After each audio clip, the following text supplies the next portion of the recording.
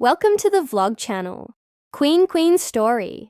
Today, we'll listen to a romantic story titled, It Was Just a Stroke of Bad Luck. A light yet emotional piece by the author Ji Yin. Let's dive in. In the middle of a meeting, I suddenly had a drop in blood sugar, and the next thing I knew, I collapsed and landed squarely on the boss's lap. Later, a coworker asked me what it felt like, sitting there. Without thinking, I blurted out, soft and flat, 1 star.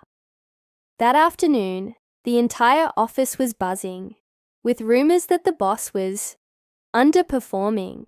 Inside the executive office, Thời Diễn slowly loosened his tie. Assistant Chúc, come sit right here. Crap, I'm late. I barely had time to freshen up and throw on a coat in 5 minutes. I didn't even touch breakfast. I rushed straight to the office. The Double 11 sale had me pulling an all-nighter, eagerly placing order after order. It wasn't until 3:30 a.m. that I finally dozed off. This morning, my alarm clock was basically screaming into the void. And the void didn't scream back. Chu Mong, where are you? Boss Devil is calling an emergency meeting. My colleague Xiao Yuan kept calling, frantically urging me to hurry. I'm on my way, almost there. I hung up and practically flew out the door. Let's not sugarcoat it. Our boss, Thời Diễn, is a real-life vampire in a business suit, handsome like a prince out of a romance novel. But his attitude is more ruthless than the king of hell himself. He wears the same black suit every day, always stone-faced. And all he ever seems to care about is work. Stacks and stacks of it. I honestly think the only thing in his closet is just more black suits. Being his secretary is truly a chosen one kind of job. According to Xiao Yuan, I'm already breaking records. All the previous secretaries got fired before they even made it to 3 months. And here I am, stubbornly surviving for 8. My daily tasks, juggling his insane schedule, wading through mountains of documents, pulling all-nighters, and tagging along on work trips. Nowadays, even oxen don't work as hard as this guy. I have no clue how he always manages to find more overtime to do. If I weren't desperately clinging to my image as the dutiful and responsible secretary, I'd probably have been kicked out long ago. Sure, Boss Devil is cold as ice and super nitpicky. But to be fair, the compensation is insanely generous. Sky-high overtime pay, meals covered, which makes it all slightly less painful. Xiao Chu, overslept again. You're running late today. The security guard greeted me as I dashed past, clearly used to this scene. Except today, I really was late. Sorry, uncle. No time to chat. I'm gonna be late. Go on then, run! With a few long strides, my eyes lit up as I reached the check-in machine. Done! The moment I clocked in, my body practically melted with relief. Done what? A voice came from behind me. A chill ran down my spine. Stiff as a board, I turned my head slowly. And sure enough, standing right behind me was none other than Thời Diễn. He looked just the same as always. Immaculately tailored suit, piercing gaze, sharp jawline. Though his face showed no expression, the air around him practically screamed authority. Ahem, good morning, sir. His eyes swept over me from head to toe, remembering all those rumors about the secretaries before me. I froze on the spot, too scared to twitch. I debated whether I should just hand in my resignation or wait for him to scold me into quitting when suddenly, his slender hand extended a folder toward me. Take this, meeting prep. I quit. The words shot out before my brain could stop them. What? Thời Diễn frowned. Secretary Chuk, what did you just say? Nothing. Nothing at all. The document's right. I'll get on it. So, he wasn't planning to fire me. I exhaled slowly, straightened up, put on my serious professional face, and took the folder from his hand, trailing behind him like a loyal assistant. The meeting room was already packed when we entered. I moved ahead to pull out his chair, but just as I turned to step aside, something felt off. My ears were ringing, my head spun. Everything around me started to blur. That familiar feeling, oh no, hypoglycemia again. I glanced at the sugar packets on the table, reached out with trembling fingers, and mumbled, "Please, just a little." Before I could grab hold of anything, my knees buckled. I instinctively reached for support, but found nothing but air. Ow! Wait, why doesn't it hurt? Then everything went black. Wake up, Choochmong. Hey, Choochmong. I was enjoying a good nap when I felt a burning warmth on both cheeks. Okay, maybe more like a light slap. Who dares disturb this princess's royal slumber? With that, I swung my arm with full force and smack! Silence. Satisfied, I turned over and snuggled deeper into the blanket. Chuk Mong. That gritted voice near my ear was too familiar. Yep, definitely that demon Dian. No way. I bolted upright, head spinning. A warm hand steadied me from behind. A steaming cup of something was pressed into my hands. Thanks. Looking around at the medical equipment, I realized I'd fainted from low blood sugar and was now in the hospital. I took a sip. Sweet. That sugar water might as well have been a life raft. I turned to look at my savior, just as I was about to say thanks. Director Dian. Almost slipped and called him Demon Dian. That would have been the end of me. He gave a small nod and gestured with his chin. Finish it. Yes, sir. Wow. So Demon Dian actually brought me sugar water. Maybe he's not entirely heartless. Feeling oddly touched, I glanced over, only to see 5 giant cups of sugar water lined up on the table. My smile froze. My empty stomach from this morning was now bloated with liquid. Harthoy Dian stared at me, like he'd personally see to it that I drank every last drop or be fired on the spot. I looked down and resumed sipping obediently. But, wait, was that a red mark on his cheek? I squirmed nervously for another 30 minutes. Sir, I really can't drink anymore. Eyes soulless, I stared at the half-finished cup in my hands, and the mountain of empty cups beside it, more terrifying than any paperwork stack. Meeting my pleading gaze, Harthoy Dian paused, then turned away. Then don't. No one told you to finish them all. Skipping meals with low blood sugar, trying to die. Take the rest of the day off. Just as I breathed a sigh of relief, he added, hospital fees will be deducted from your salary. He walked off, leaving behind a trail of chill. I collapsed back onto the hospital bed, my heart full of despair. Chukmong, why didn't you come to work today? Are you okay? My phone buzzed non-stop.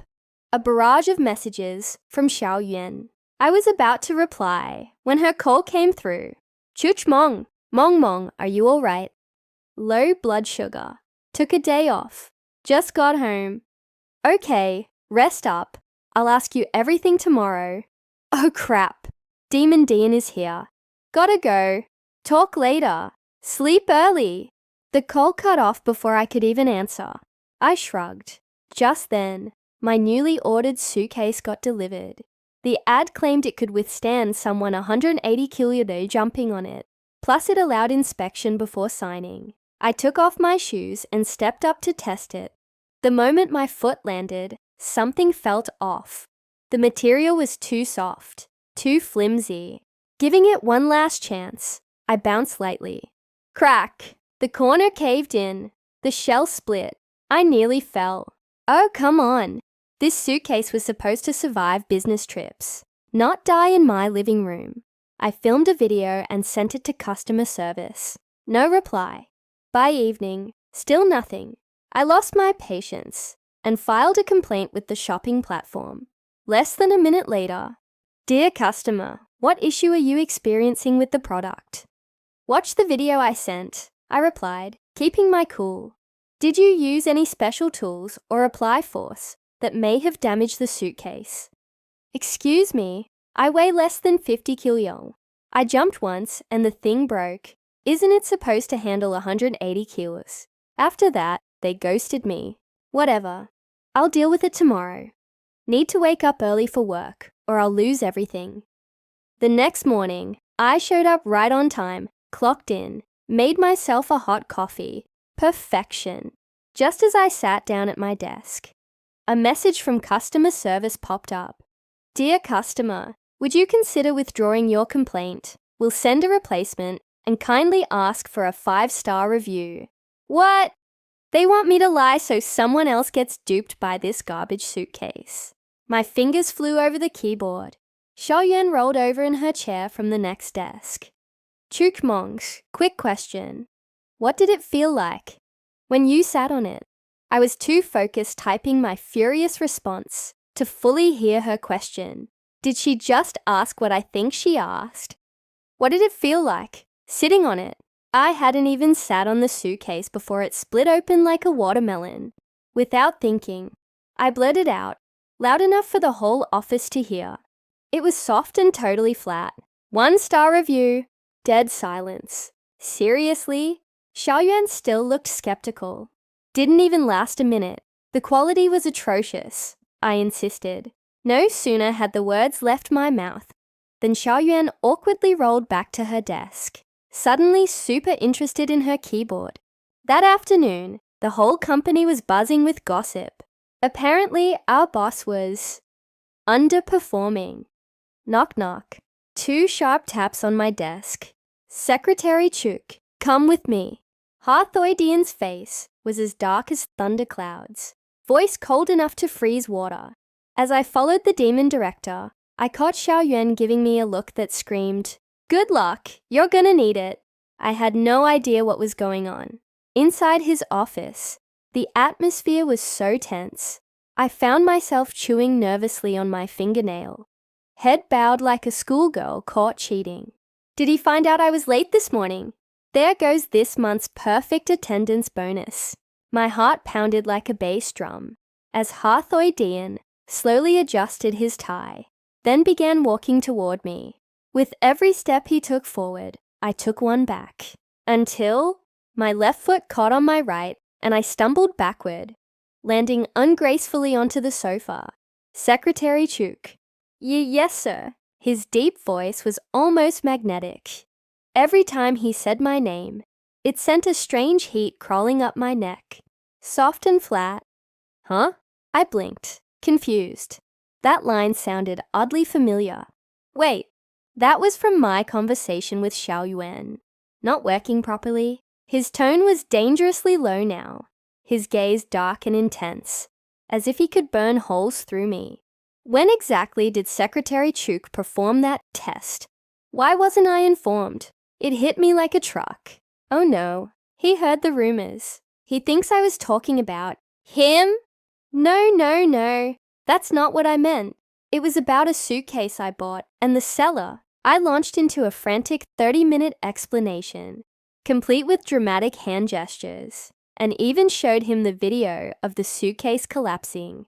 Harthoidian patiently listened to my rambling tale. When I finally paused to breathe, I added a little flattery for good measure. Please don't misunderstand, sir. I'd never insult you. I'm sure you're incredibly strong. A real powerhouse. I was so focused on damage control, I didn't even notice his ears turning pink. Secretary Chuk. Yes? You may go. Understood. The moment I opened the door, my coworkers scattered like startled pigeons. I made a beeline for the culprit. Xiaoyuan, hold on. You're the one who misunderstood my question. Don't blame me. Fine, you're off the hook. But you owe me dinner tonight. Much appreciated, Your Majesty. And don't worry, I heard you loud and clear this time. Heard what? She smirked.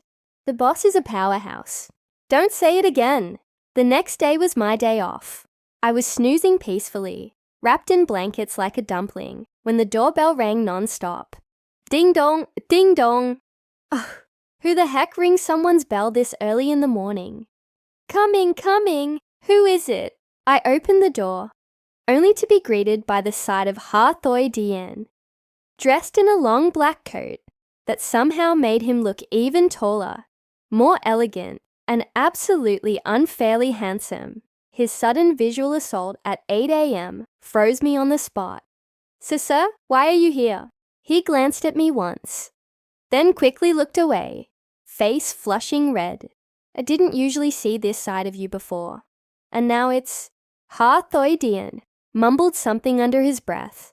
I couldn't quite catch it. I glanced down and hastily pulled my fleece pajama top up.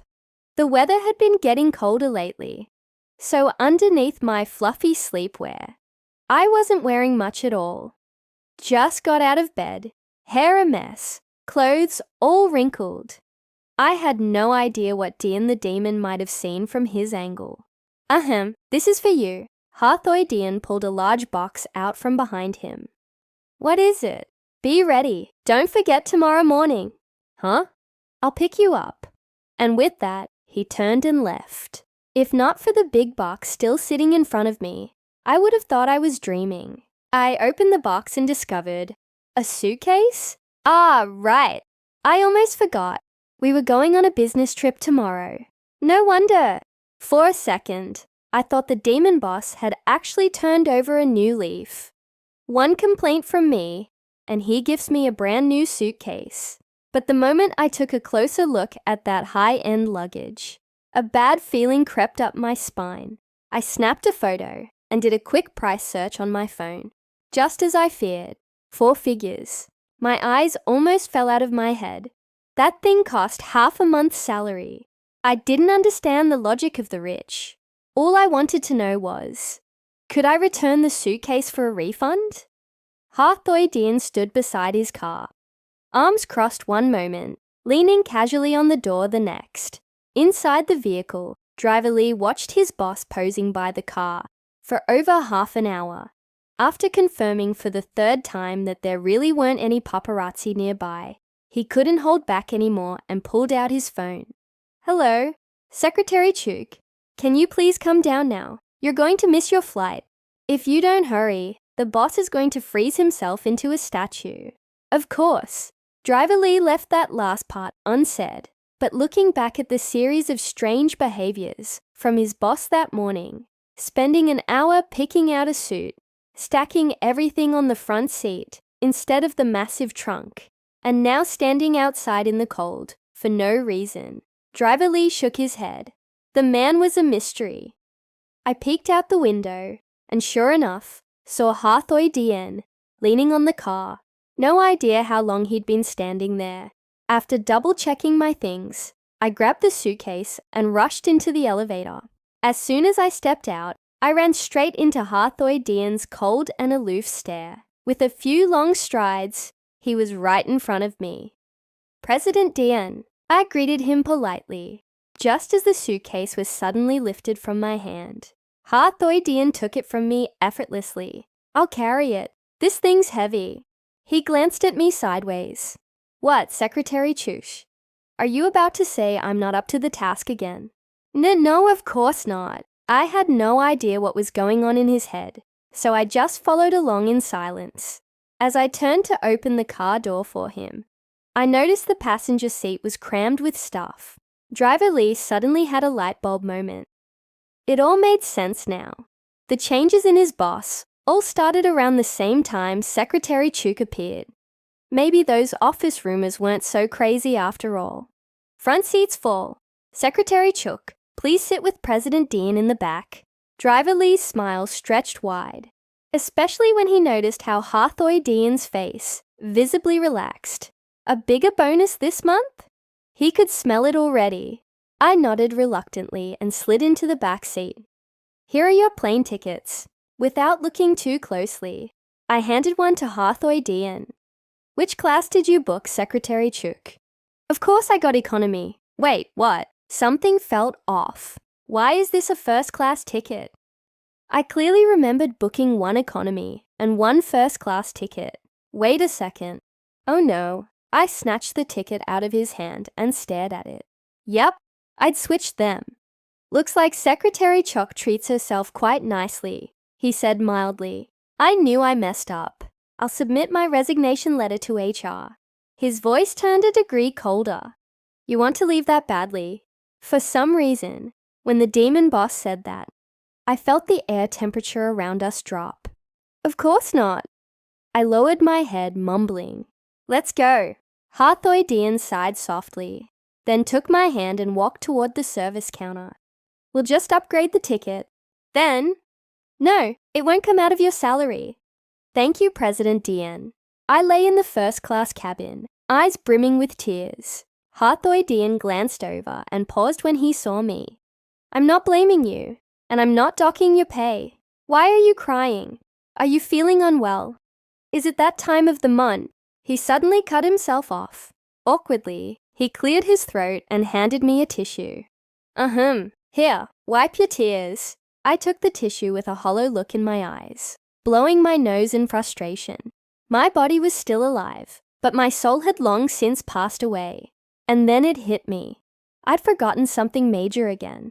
Lately, I'd been making mistake after mistake, totally unlike me. Was this strike 3? Was my career officially over? The tears started flowing again. His slender hand gently brushed against my cheek, his thumb wiping away a tear. Stop crying. I'm not good at comforting people. His movements were stiff, his brows furrowed like he was deeply uncomfortable, thinking about my dream of becoming a billionaire, crumbling into dust. I broke into full-blown sobs, the kind I'd never let myself indulge in since I started working. Harthoidian looked genuinely startled, his face flushing under the curious stares of passengers and flight attendants. His mouth opened slightly, like he wanted to explain, but didn't know what to say. Stop crying! His voice was cold and sharp. I immediately went silent, realizing I'd just made a huge scene. I patted my cheeks and forced a professional smile. Secretary Chuk, please. Stop smiling. You look like a banshee trying to claim a soul. I glanced at my phone screen and saw the tear tracks mixed with mascara running down my face. Making money is hard. Even eating is a struggle sometimes. I tried to regain my composure and convince myself it wasn't the end of the world. Then a warm, large hand gently landed on my head. There. If something's bothering you, just say it. I'll give you a raise after. His voice was surprisingly gentle. Oh my God, was this his idea of not being good at comforting people? Really? You mean it? I can say it. Say it. No matter what it is, you won't be mad. Whatever it is, it's not worse than dying in one piece. Well, not dead, but maybe homeless and wandering the streets. What are you talking about? The business trip got moved up by a week, and I forgot to adjust the hotel bookings. The ones near our new itinerary are all fully booked. The only room left has a double bed. You're crying over that. I thought you... He sighed. Forget it. At least we've got a room. Get some rest. We have clients to meet tomorrow. Just like that, he slipped back into his usual cool and distant demeanor, reclining in his seat and closing his eyes. I sniffled, then carefully probed. So, about what you said earlier. Is that raise still on the table? Message finance. When we arrived at the hotel, Harthoidian still had a smile on his face, but there was obvious irritation in his eyes. Secretary Chuk, this is the room you booked? I turned beet red as I looked around at the decor. Waterbed, sheer curtains, mood lighting, a suspended chair. I shook my head like a spinning top and scrambled to pull up the booking info. It was listed as a room with a double bed. But wait, how could that tiny fine print say, "For couples only"? In my rush, I had seen double bed and booked without checking further. And now this disaster. Panicked that Harthoidian might revoke the raise, I stammered to defend myself. Only now did I realize why the front desk clerk had given me such a knowing look. I wanted to disappear into the floor. Our eyes met. Maybe it was just the heat in the room, but he loosened his tie and undid a button at the collar. I instantly turned my face away. Boss, why don't you rest first? I'll go get an extra blanket. Watching me bolt out the door, Harthoidian's lips curled slightly. Out in the hallway, I stalled for as long as I could. I'm not exaggerating. If someone gave me a pen and paper, I could have drawn the hotel floor plan by now. When it was finally deep into the night, I crept back to the room, entering the door code as quietly as possible. Luckily, Harthoidian was fast asleep in bed. I rolled out a mat, did a quick wash-up, then crawled under the covers. Maybe from all the stress of the day, I fell asleep quicker than usual. Amid the steady sound of breathing, Secretary Chuk. End of part 1. To be continued.